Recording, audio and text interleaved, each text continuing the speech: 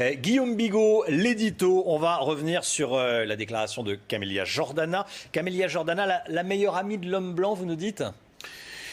Force est de le constater, récidive après récidive. Elle vient de déclarer « Si j'étais un homme blanc, je demanderais pardon, car les hommes blancs sont, dans l'inconscient collectif, responsables de tous les maux de la Terre. » Bon, c'est une formule qui condense pas mal de poncifs, mais surtout, Camélia Jordana est une chanteuse. Alors lui reprocher de penser comme un tambour serait aussi injuste que de reprocher à Einstein de chanter faux, par exemple. Mais ce qui est intéressant, c'est pas ce qu'a dit Camélia Jordana. Ce qui est intéressant, c'est le fait que des journaux, destinés a priori à des lecteurs cultivés, se fassent l'écho de ses propos comme s'il s'agissait de ceux d'un oracle. D'ailleurs, nous sommes tellement confits de culpabilité, tellement imbibés, parce que Pascal Bruckner a appelé le sanglot de l'homme blanc, que nous ne percevons même plus ce qu'il peut y avoir de choquant, de révoltant, voire de carrément inquiétant dans de telles déclarations. Mais imaginons pour le comprendre qu'un chanteur aurait tout à trac déclaré, un chanteur blanc, si j'étais un noir, je demanderais pardon. Remplaçons noir par musulman, juif, hindou, vegan, femme ou transgenre. Et ce serait tout aussi choquant, évidemment. Reprocher à n'importe qui d'être ce qu'il est devrait déclencher un tollé, point. Mais les préjugés hostiles au mâle blanc sont si répandus qu'on ne les remarque même plus. Alors, Camélia Jordana parle de l'homme blanc et de la terre, mais quel est le rapport entre les deux ?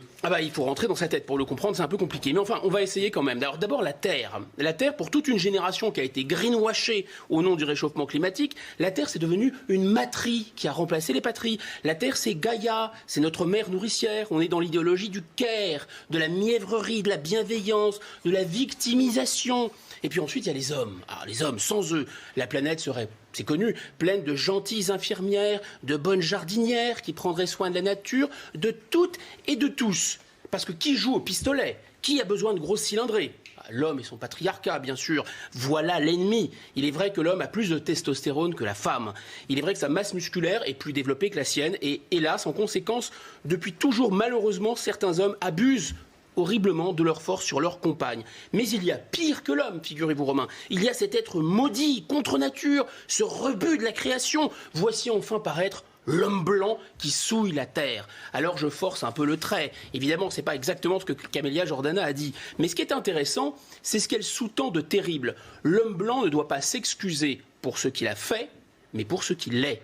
Pourtant, reprocher à des êtres humains d'être ce qu'ils sont, c'est exactement ce que les nazis faisaient avec les juifs ou les Hutus avec les Tutsis. Les hommes blancs, dit-elle, devraient demander pardon. Étymologiquement, demander pardon, c'est implorer qu'on annule finalement une punition ou une vengeance qui sont justes. Mais tout de même, l'Occident a commis l'irréparable ?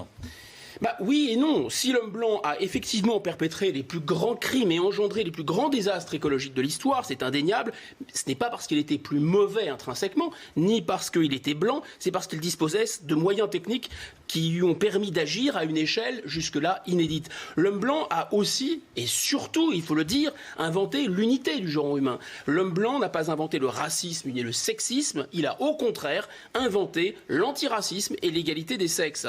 Il n'a pas le monopole des génocides ou du mal, mais il a inventé, l'homme blanc, le concept de droit de l'homme et le qualificatif de crime contre l'humanité. Et si l'homme blanc n'existait pas, finalement, Camélia Jordana aurait peut-être été mariée de force, battue ou excisée. Si l'homme blanc n'existait pas, elle n'aurait surtout pas d'idéaux au nom desquels le crucifier aujourd'hui.